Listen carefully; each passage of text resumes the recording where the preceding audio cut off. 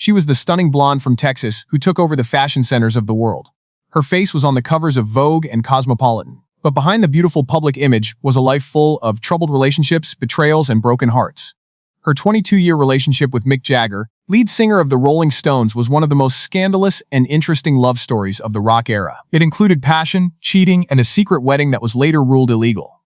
The sad truth about her affair with Mick Jagger that has been kept secret for decades is finally out in the open.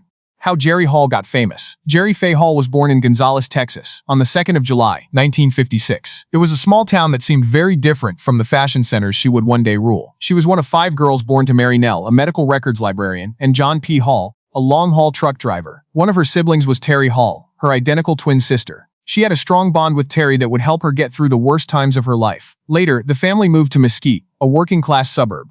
Jerry spent her formative years there, dealing with the problems of growing up in a home where money was tight and things were always changing. The family always had trouble making ends meet because money was tight, but Jerry's mother worked hard to provide for her girls and gave them a strong drive to succeed. Even though the house was crowded, there weren't many resources, and there was a lot of stress. Jerry quickly learned that she had to fight for everything she wanted. Jerry's childhood was anything but calm, as her autobiography Tall Tales shows. Following his service in World War II, her father had severe anger issues and PTSD, which often showed up as physical abuse toward his daughters. The house was a battlefield, and Jerry learned early on to walk on eggshells, guess when her father would lose it, and keep herself safe from his unpredictable anger after being broken by war. The bad things that happened to her as a child would change how she thought about love, trust, and her own worth for many years to come. Later, she thought about how growing up in that place made her strong, but it also taught her to put up with abuse she should never have had to. There was always fear in her life, which made her very alert and made it hard for her to trust or feel safe as an adult. Even though Jerry lived in a crazy house, she had a verified IQ of 146, which made her smarter than her friends and gave her a way to escape. She did so well in school that she graduated early from North Mesquite High School at age 16, while also taking college-level classes at Eastfield College. She was determined to make a better life for herself and break out of the cycle of poverty that had been her childhood. She would use her knowledge as a weapon to make her life her own. She read a lot of books, did very well in school, and dreamed of a world bigger than her small Texas town. The classroom was her safe place, where she could forget about her crazy home life and dream of a better future. After getting hurt in a car accident in Texas, the chance to get away came in the form of an insurance payment. A check for $800 was sent to Hall. It was a small amount, but it would change his life. In 1973, she paid this exact amount for a one-way ticket to Paris, France. She was 17 years old and swore she would never look back. This was a big, risky choice that could either kill her or save her. She got on the plane with just a suitcase and a dream, ready to leave behind the bad things that happened to her as a child and the restrictions of living in a small town. The trip to Paris was the start of a new era, a chance to start over and get away from the pain of the past. She planned to do well even though she had no money, ties, or a way to get around in the City of Lights. Jerry was sunbathing on a beach in Saint-Tropez not long after she got to Europe when fashion agent Claude Haddad came to see her. Chance meeting was a turning point in her life. It went from being boring to full of opportunities. Haddad saw that the tall, beautiful girl had something special about her, so he started her modeling career right away. With that one exchange, she went from being poor to being a famous model in Paris, which opened doors she had never thought possible. Within a few weeks, she was walking the catwalk and posing for photographers. Her face was in magazines, which was something she had only thought of before. Going from a small town in Texas to the fashion capitals of Europe was very strange, but Jerry was excited and determined to make the most of it. When Jerry moved into an apartment in Paris, he shared it with actress Jessica Lange and Grace Jones, who was trying to become a singer and model at the time. The three of them liked Paris's wild nightlife and made early contacts with the world's most famous fashionistas. There was a lot of creativity and drive in the flat.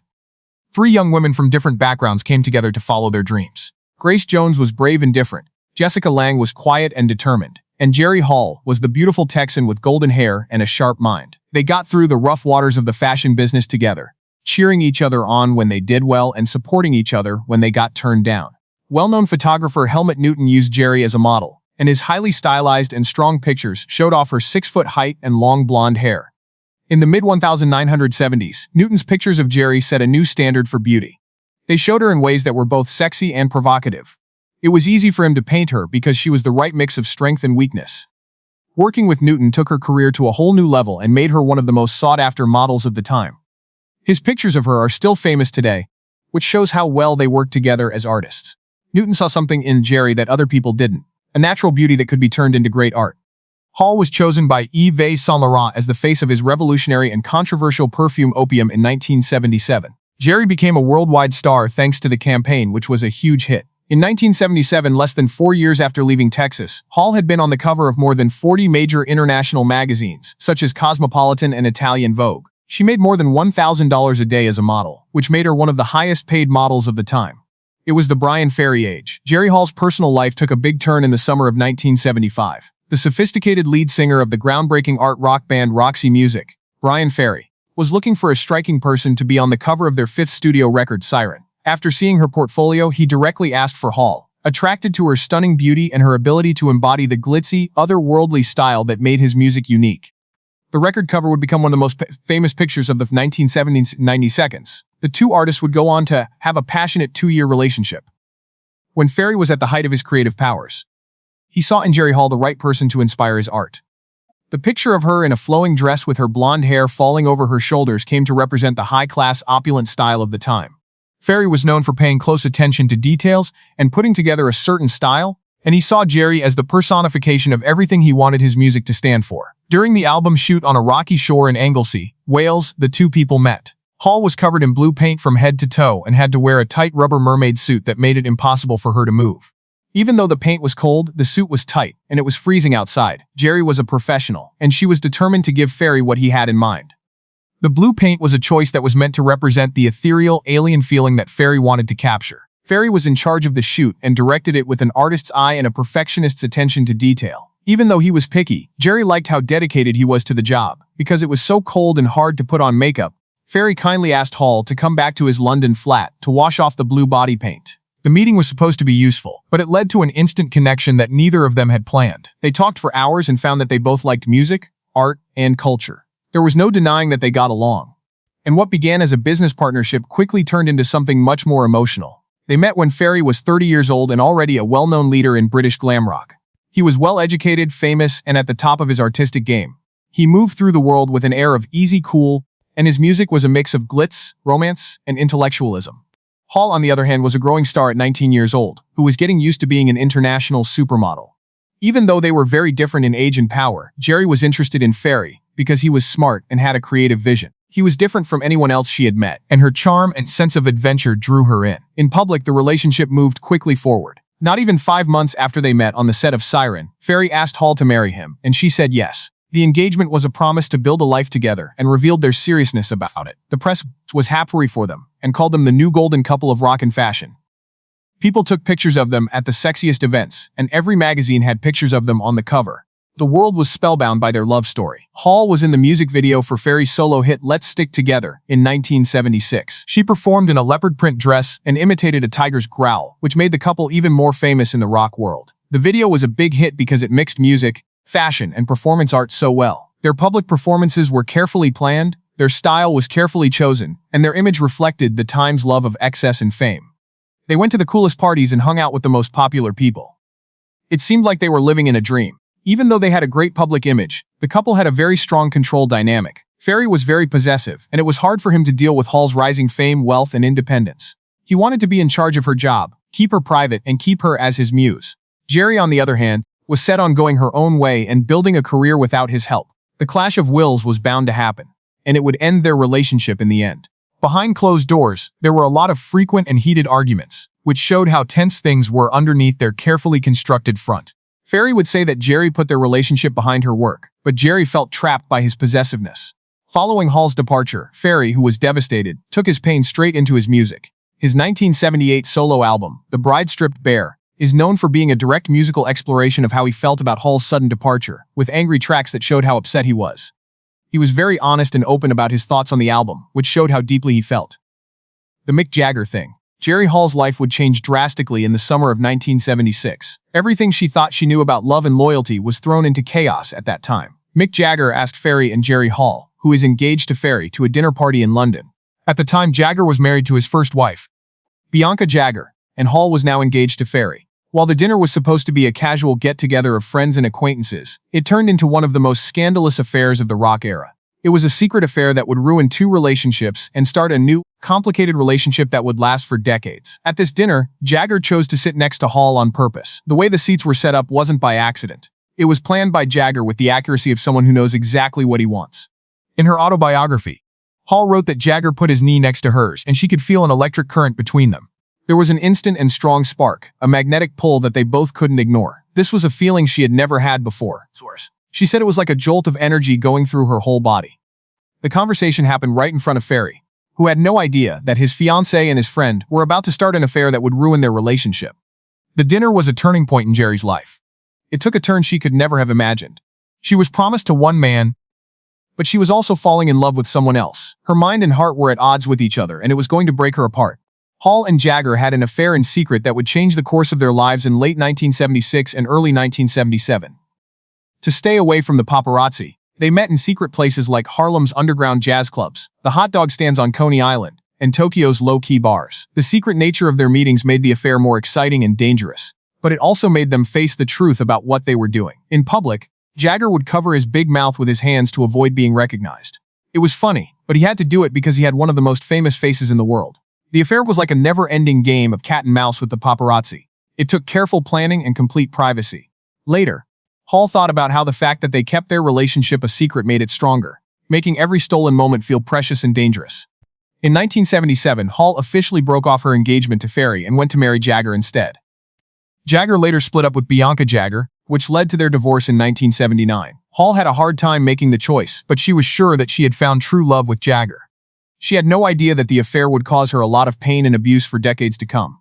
She had faith in his good looks, brains, and ability to love. If it meant she could be happy with him, she was ready to give up her engagement, her image, and her stability. People were really interested in the incident, and the press loved writing about the rock star and the supermodel.